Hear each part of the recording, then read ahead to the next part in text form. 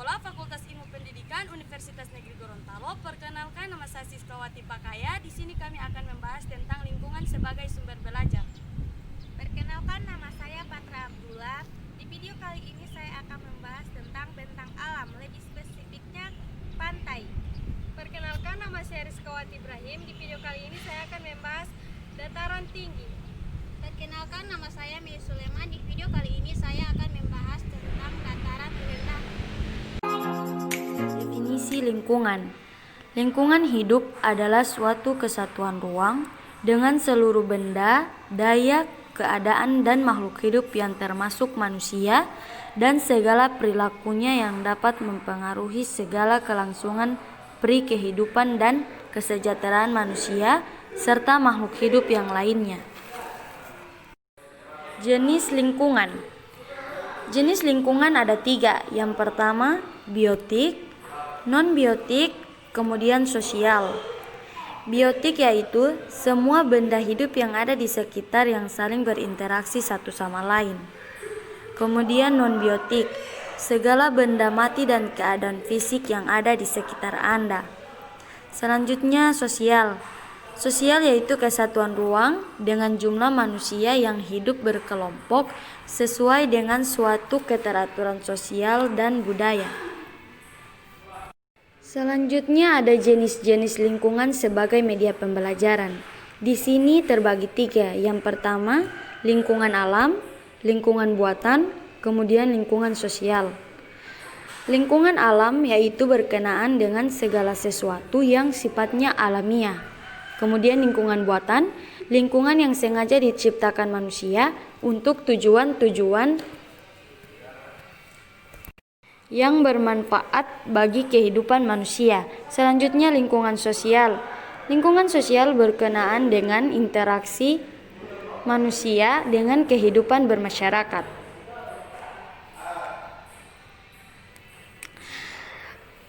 Materi selanjutnya ada pemanfaatan lingkungan sebagai sumber belajar.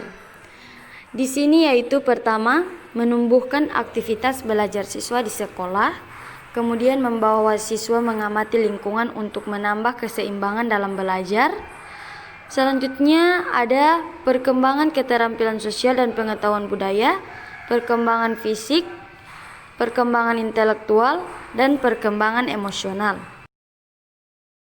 Kemudian ada prosedur pemanfaatan lingkungan sebagai sumber belajar. Yang pertama, persiapan. Persiapan yaitu merencanakan tujuan belajar yang diharapkan oleh siswa yang berkaitan dengan penggunaan lingkungan sebagai media dan sumber belajar. Kemudian, menentukan kegiatan belajar di tempat tujuan sesuai dengan rencana yang telah dipersiapkan. Tindak lanjut. Tindak lanjut dari kegiatan belajar melalui lingkungan adalah membahas dan mendiskusikan hasil yang diperoleh siswa selama kegiatan berlangsung. Ya, itu dulu penjelasan dari saya. Selanjutnya tentang tema yang kami ambil yang berkaitan dengan lingkungan sebagai sumber belajar, yaitu bentang alam yang akan dijelaskan oleh rekan-rekan saya. Oke guys, di video kali ini kita akan membahas tentang lingkungan pantai sebagai sumber belajar. Untuk lebih spesifiknya ada teman-teman saya yang akan menjelaskan. Tolong disimak baik-baik ya. Perkenalkan, nama saya Sabrina. Di video kali ini saya akan membahas tentang alam lingkungan pantai. Halo guys, perkenalkan nama saya Rizkawati. Di video kali ini saya akan menjelaskan dataran tinggi. Perkenalkan, nama saya Desi. Di video kali ini saya akan menjelaskan tentang dataran rendah. Bentang alam terdiri dari 3 bagian, yaitu pantai, dataran tinggi, dan dataran rendah. Baik, di sini saya akan menjelaskan apa itu pantai. Teman-teman pernahkah ke pantai? Tapi, tahukah kalian apa itu pantai? Yuk simak video ini, saya akan jelaskan apa itu pantai. Pantai adalah daerah yang langsung berbatasan dengan laut. Ciri-ciri pantai terdiri dari tanahnya yang berpasir. Selain itu terdapat tanaman yang memiliki akar napas seperti tanaman mangrove atau bakau. Di daerah pantai juga dapat kita temukan berbagai jenis karang mutiara dan terumbu karang. Sumber daya alam pantai. Yang pertama, garam. Pantai merupakan produksi garam. Garam dihasilkan dari air laut yang dialirkan ke kolam penampungan, kemudian dikeringkan. Kedua, pohon bakau atau mangrove. Pohon mangrove berfungsi sebagai penyeimbang ekosistem yang melindungi pantai dari terjangan ombak dan pasang surut air laut. Ketiga, pohon kelapa. Pohon kelapa berfungsi sebagai penahan erosi pantai.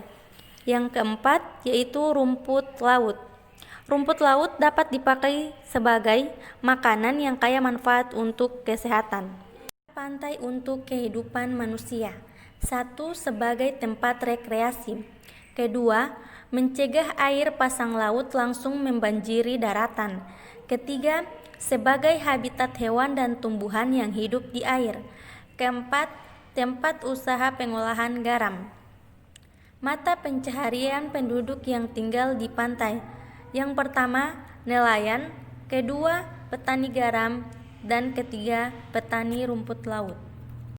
Dataran tinggi adalah suatu permukaan bumi yang memiliki ketinggian lebih dari 500 meter di atas permukaan laut. Ciri-ciri dataran tinggi diantaranya adalah daerah dataran tinggi memiliki iklim yang sejuk, pertanian dibuat di lahan yang miring, dan memiliki curah hujan yang rendah. Sedangkan sumber daya alam dataran tinggi diantaranya adalah dapat dipakai sebagai perkebunan, teh, kopi, stroberi. Selain daerah perkebunan, dataran tinggi dapat kita temui berbagai macam pertambangan diantaranya tambang batu kapur.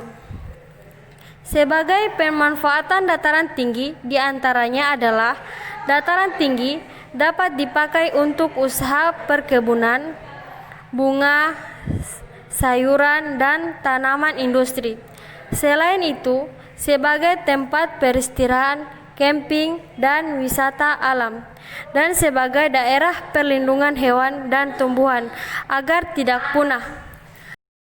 Mata pencarian penduduk di dataran tinggi. Umumnya penduduk di dataran tinggi bekerja sebagai berkebun, misalnya bekerja sebagai buruh kebun teh. Di samping itu, ada juga yang bekerja tambang batu kapur.